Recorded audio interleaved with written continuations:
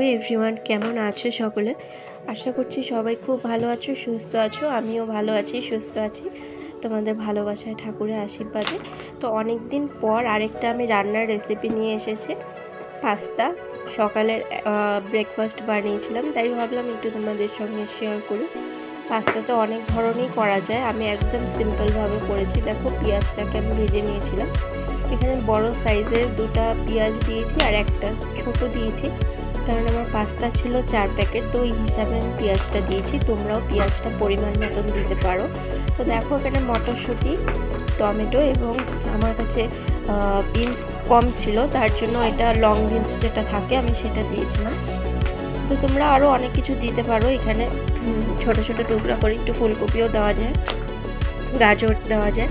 আমার কাছে ছিল না, তার জন্য আমি এসব আর দিতে পারিনি।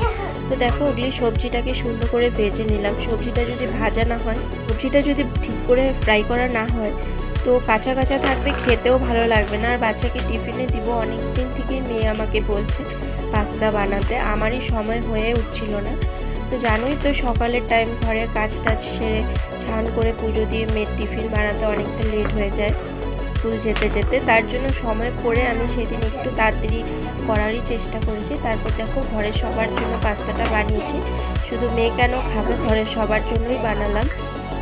তো দেখো, তোমরা কারা কারা পাস্তা খেতে ভালোবাসো কমেন্ট করে জানিও। আর আমি পাস্তার মধ্যে না একটু যেটা জল থাকে আমি একটু রেখেছিলাম, কারণ মেয়েকে টিফিনে দিব, তো মেয়ে আমার শুকনো খেতে পারে না। একটু যদি জল জল থাকে, একটু মাখা মাখা থাকো, তাহলে খেতেও ভালো লাগে, স্বাদ লাগে। তো দেখো, আমি পাস্তা মশলা দিয়েছি, তার সঙ্গে একটু গরম মশলা দিয়েছি, একটু গোলমরিচের গুঁড়ো দিয়েছি, আর কাঁচা লঙ্কা তোমরা তোমাদের স্বাদ মতন দিতে পারো, যার যতটুকু যেমন ইচ্ছা। এখানে তোমরা ডিম ভেজেও দিতে পারো, আমি আর ডিমটা দিইনি, কারণ এত কিছু দিলে না আমি খেতে পারবে না, গরমে বেশি খাওয়ার ও খেতে পারে না।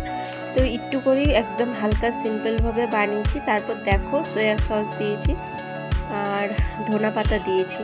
এখানে আরও অনেক কিছুই দেওয়া যায়, কিন্তু আমি আর বেশি কিছু দিইনি, একদম সিম্পলভাবে বানিয়েছি। কারণ মেয়ের আবদার যখন করেছে, না বানালেও হয় না, অনেক দিন থেকেই বলছিল, ইচ্ছে তো করে বানাতে, কিন্তু সময় আর হয়ে ওঠে না। জানো তো বন্ধুরা, ঘুম থেকে উঠেই তো সংসারে কাজ শুরু হয়ে যায়, আরও প্লাস আমার দোকান আছে, তার জন্য তাড়াতাড়ি করার চেষ্টা করি। কেমন লাগলো ভিডিওটি, রান্নাটি আমার জানিও। পুরো ভিডিওটা দেখে একটা সুন্দর কমেন্ট করে যেও, ভালো লাগলে পাশে থেকো, একটা সাবস্ক্রাইব করতে ভুলে যেও না বন্ধুরা। তোমাদের ভালোবাসায় আমি অনেকটা দূর এগিয়ে এসেছি, তার জন্য তোমাদেরকে অনেকটা ধন্যবাদ। তোমরা আমাকে এত ভালোবাসা দিচ্ছ, তার জন্য সত্যি ভগবানের কাছে আমি অনেক প্রার্থনা জানাচ্ছি, এবং তোমাদেরকেও ধন্যবাদ জানাচ্ছি বন্ধুরা।